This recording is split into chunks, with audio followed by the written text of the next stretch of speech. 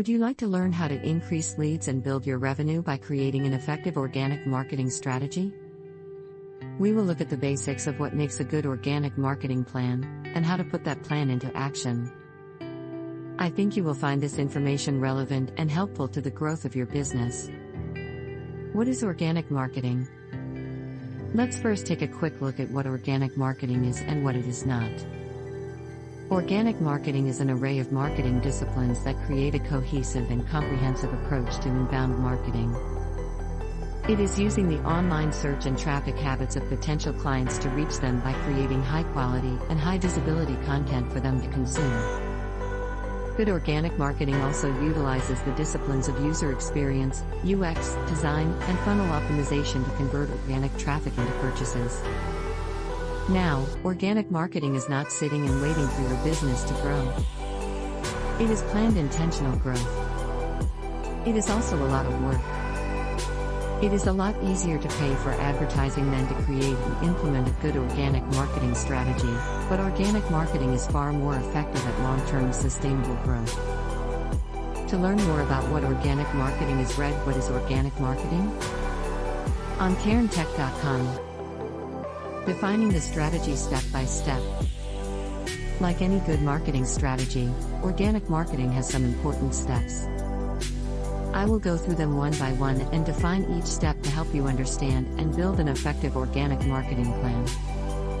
There are 7 steps that I follow when creating an organic marketing plan. For simplicity, I have listed them here for you. Define the situation. Define your audience. Define the goals. Define the methods and tactics. Define the platforms and content. Define your budget. Evaluate and improve. Step 1. Define the situation. This first and crucial step involves taking a good hard look at your company, its products and services, your competition, and the market. Defining these things at the beginning is vital to the final success of your marketing plan. Take a good hard look at your company. Is your company healthy? What are its strengths and weaknesses? What is your brand? Have you defined your brand? You will want to look at what you are known for. Consider how your products or services are compared to your competitors.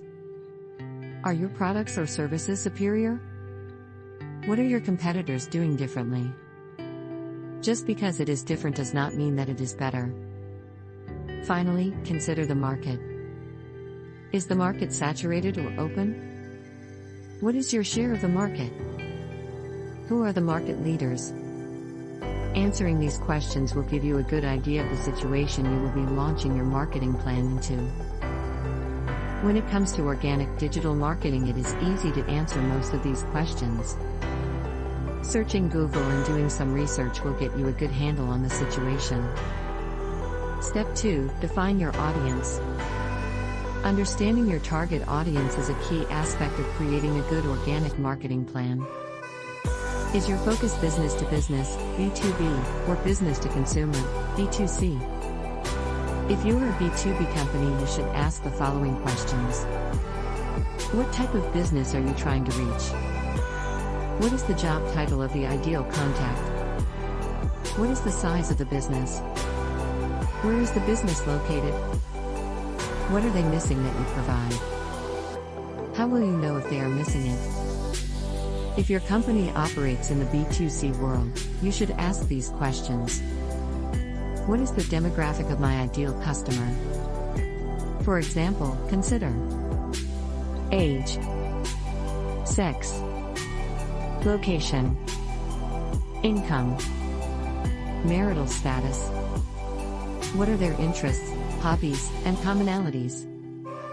There are some questions that you should ask for both B2B and B2C. Is my ideal customer traditional or unconventional?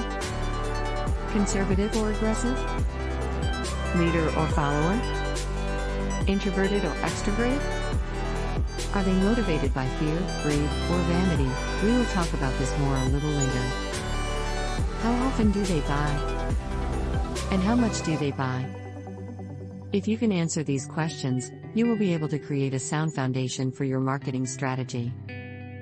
If you cannot answer them, you will need to go back and reassess what you are selling and who would be interested in handing over their hard-earned money for it. Step 3. Define the goals. The real question that needs to be answered is, what do you want to achieve? Do you want to increase sales? Are you looking to drive traffic to your site? Make sure your goals are measurable. This is important, otherwise, how will you know if you reach your goals? For instance, you may want to increase web-based sales by 10% over the next 2 quarters. You may want to increase your website traffic on key product or services pages by 25% in the next year. Whatever your goals are, make them precise, measurable, and schedulable. They need a completion date. Finally, be sure to write down your goals and make them prominent. I believe in posting them on the wall in your office in big bold print. Step 4. Define the methods and tactics. This is probably the part that most people think of when they think of a marketing plan. It is important to know that this step only works if you have done the previous 3. You have defined the situation, the audience, and your goals. Now you need to determine how you will use those definitions to reach those goals. We will look at the platforms and media that you should consider in the next section. Here we will focus primarily on your message and how it will impact your methods and tactics. You will want to make sure that your marketing is on message. In other words, you need to ensure that the materials and media you create adhere to your message. What is your message? It depends on the answers from the previous steps. Your message will need to be tailored to your situation, audience, and goals. Example. Consider Airborne Wireless. They are seeking to create a new market solution to data connectivity. Because of that, their message is educational and brand-centric. If you own a company seeking to be a major player in a brand new market, and your audience is broad, and they are unfamiliar with your products, you are, after all, in an emerging market. Your goal is to educate your audience and sell your product or service. In this case, your message will need to be focused on education and brand building. You will want to make your name synonymous with your field. This is why you need to know your situation, audience, and goals to determine your message. You should also consider how your customers are motivated. This can be determined by asking your current customers why they chose your product or service. Are they motivated by fear? If so, you will want to focus on how you provide safety and security. Describe how your product or service mitigates risk and the inherent danger of choosing something inferior to what you offer. Now, if they are motivated by greed, you will want a different message. Do they want to grow their business? If so, this is the message to use. Focus on how you can increase profit, or how your product or service will bring them value. Finally, are your clients motivated by vanity? A good sign of that is a territorial nature and a huge ego. If this is common in your clientele, focus on the exclusivity of what you offer. Your message should focus on how your product or service will make your customer look to others. Once you have determined your core message, you will want to drill down to the details. Consider what words and phrases seem to resonate with people. Where do people seem to drop out of the sales cycle? What types of media bring in your target audience? These are important questions to answer when determining your methods and tactics in organic digital marketing. Step 5. Define the platforms and content. This is probably the part where everything will begin coming together. To determine what platforms you will use, you will need to know your situation, audience, goals, and methods. If your audience is in the B2B sphere, you will want to focus on publishing blog articles, podcasts, white papers, and other high-quality content. Your content should bring value and information to your audience.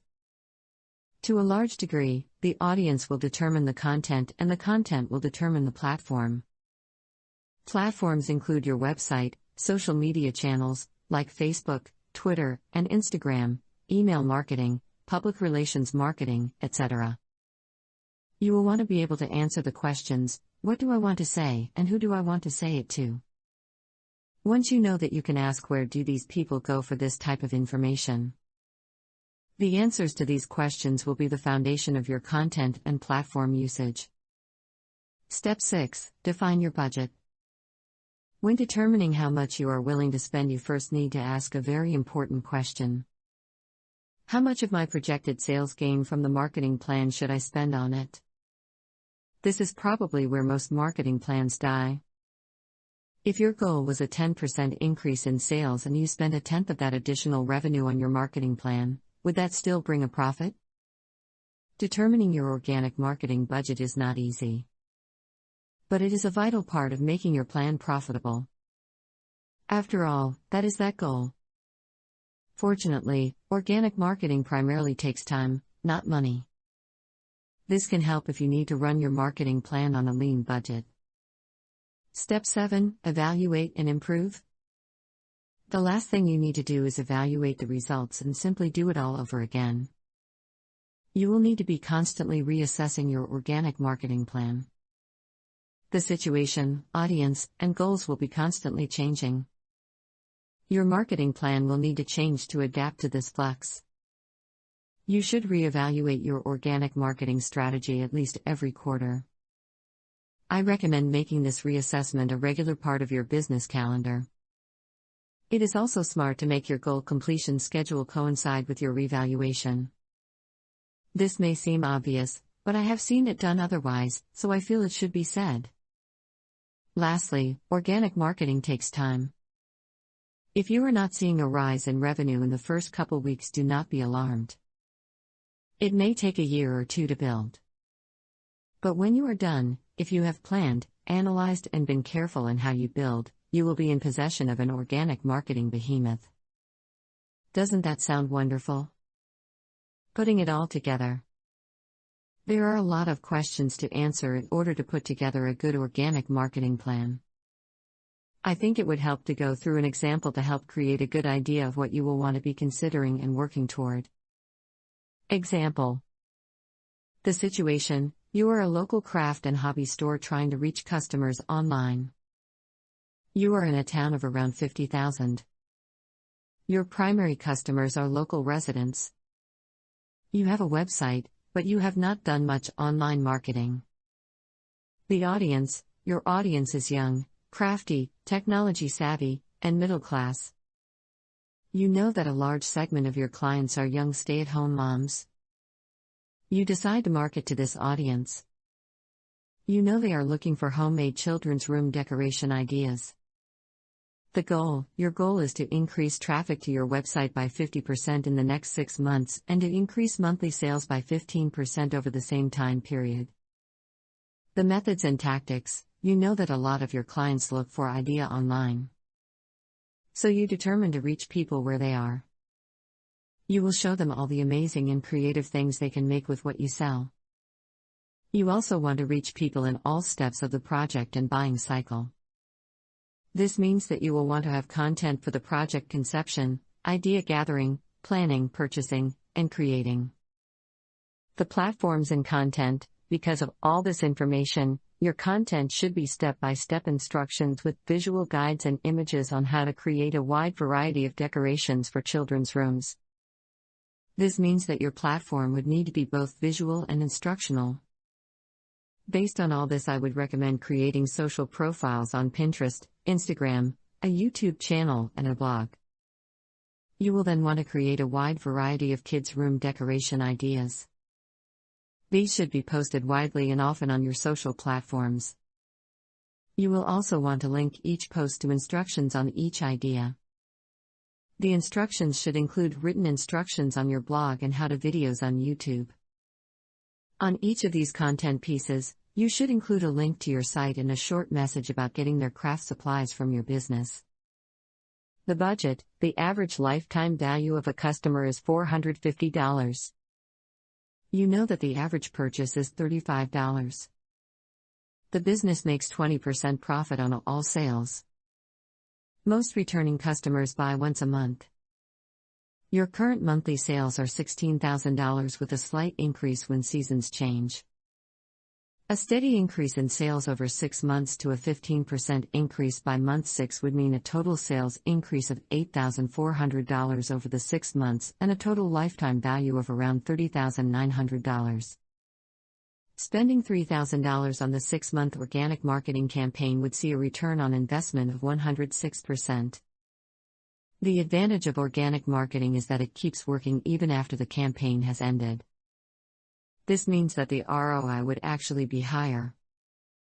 There is a reason that I said that this is where most marketing plans die.